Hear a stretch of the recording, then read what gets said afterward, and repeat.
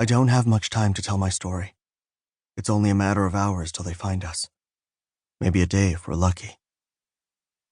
How did this happen? How did someone as quiet and obedient as me end up being a thief on the run? How do any of us end up where we do?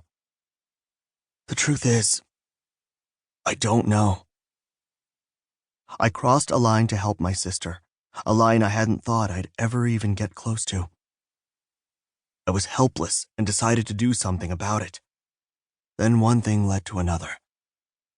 Not because I had any particular plan, but because life never stands still.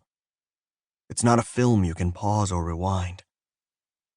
It was never a dream of mine to be a hero.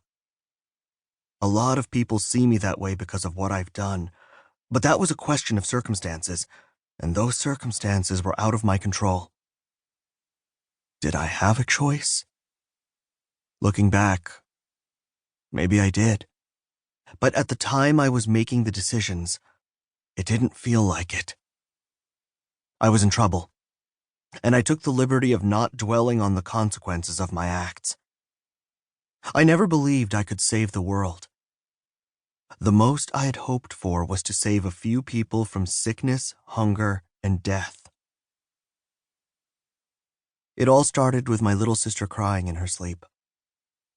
It wasn't even proper crying, more like a faint whimper broken by the occasional cough. Despite the heat, she had slid close to me and flung an arm over my belly. I could feel her warm breath on my skin. A sob racked her body. I didn't know what to do. But maybe that wasn't the beginning. Maybe it all started much earlier, when someone bought a bat or a pangolin at an animal market in China and was infected with a virus, or when negligence in a laboratory led to the escape of a deadly disease that traveled around the world, killing millions in its wake, including, probably, my Auntie Bora. It may even have started earlier still, when my parents decided to leave their country to seek their fortune, or at least escape their misfortune. Who can tell when and where a story begins and ends? Life, my father says, is a circle. We're born, we die, we're born again. There's no point looking for beginnings and ends. My sister was trembling, as if she were cold. I was sweating. It had been over 100 degrees that day, and the heat built up in our shack like water at a dam. The nights brought little relief. Hungry mosquitoes whined around our heads.